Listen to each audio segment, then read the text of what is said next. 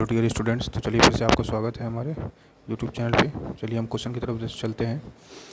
जैसा कि आपको मालूम है, क्रैश कोर्स के लिए हम क्वेश्चंस बना रहे हैं, ठीक ना। तो आपसे रिक्वेस्ट है कि हमारे channel YouTube learn with Iqbal को सब्सक्राइब करें और शेयर करें, ठीक। क्वेश्चन हम देखते हैं। यहाँ लिखा हुआ एक बिंदु ए से जो वृत्त के केंद्र ओ से 5 सेंटीमीटर दूरी पर है, वृत्त पर स्पर्श रेखा AT की लंबाई 3 सेंटीमीटर है, तो वृत्त की त्रिज्या OT की लंबाई क्या होगी।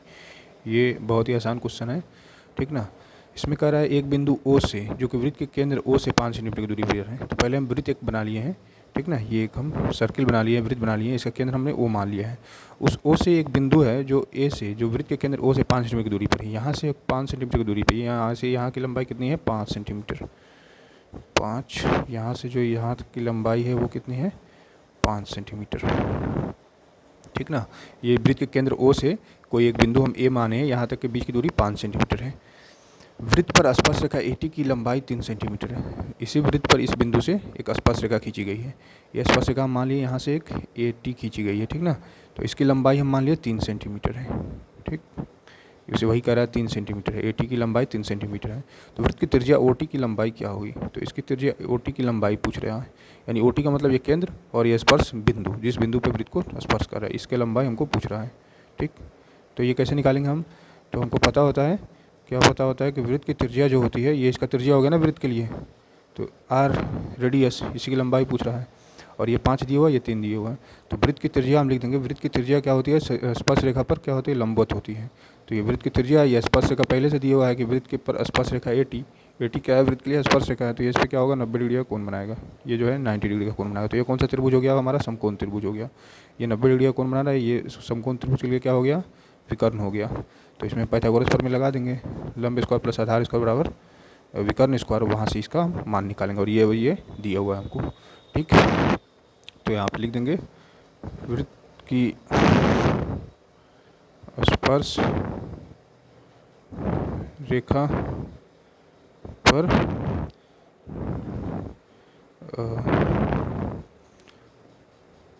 OT लंब है ना। वृत्त की त्रिज्या क्या होती है, स्पर्श रेखा पर लंब होती है। यानी OT लंब परपेंडिकुलर हो गया, लंबवत को इसे लिखते हैं किस पे, AT पे। तो हम त्रिभुज कौन सा लेंगे, TAO। उसमें क्या हो जाएगा, AT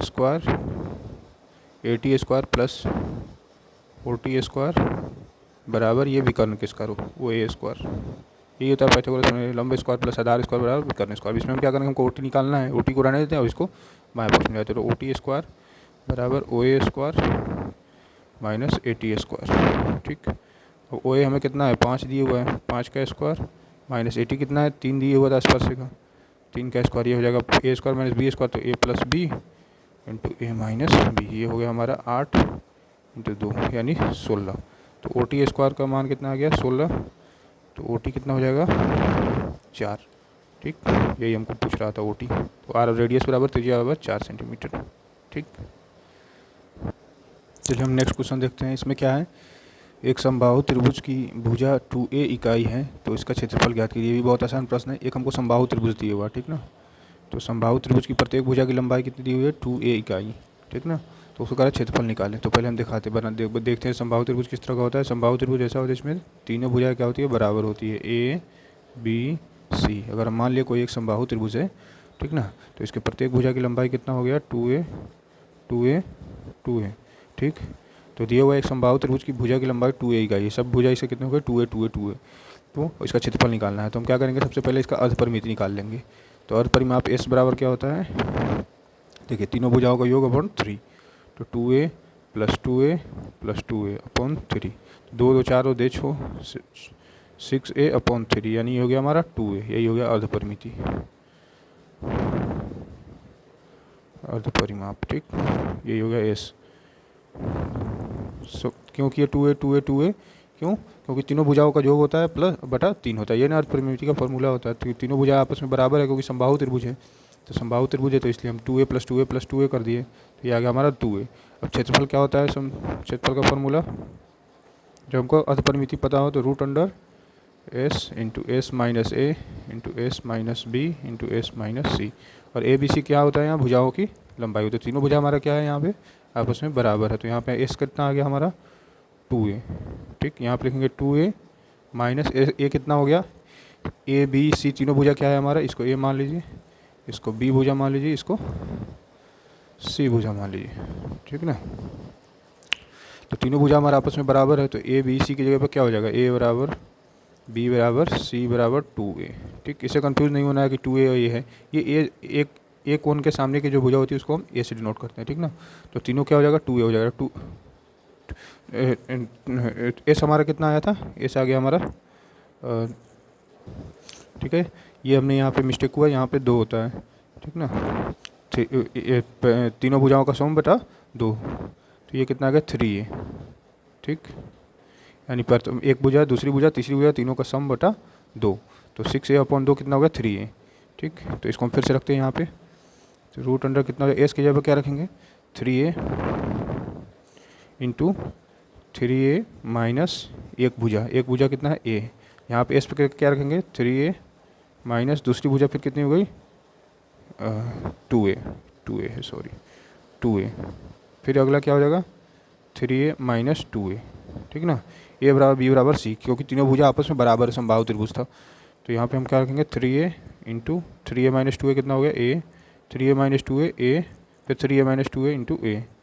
ठीक, अब ये कितना टाइम हो गया ए का पावर 4 और यहाँ 3 हो गया स्क्वायर रूट, तो रूट 3 का स्क्वायर रूट ऐसे ही रखने देंगे, और ए का पावर 4 के लिए क्या हो जाएगा ए स्क्वायर बाहर आ जाएगा, √3a², ये इसका क्षेत्रफल हो जाएगा।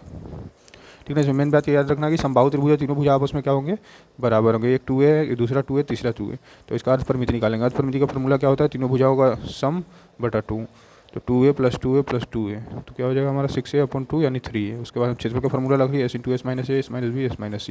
यहाँ एक चीज़ ध्यान रखना है, a b c तो क्या है, तीनों भुजाओं का की लंबाई है 2a 2a 2a, और s की जगह पर हम अर्थ परिमिति रख के निकाल लिए। ठीक, चलिए हम नेक्स्ट क्वेश्चन देखते हैं। नेक्स्ट क्वेश्चन में क्या करा है, दो संख्याओं का मौसा 18 है, उनका गुणनफल दिए हुआ है, तो उनका लौसा निकालें। ठीक, ये बहुत ही आसान प्रश्न है, लेकिन ये 2 नंबर में इस तरह का क्वेश्चन आता है। इसको आप देखिए क्या करता है, इसमें दो संख्याओं का मौसा दिया हुआ है, तो हमको फॉर्मूला इसमें क्या रखना है, दो संख्याओं का गुणनफल क्या होता है।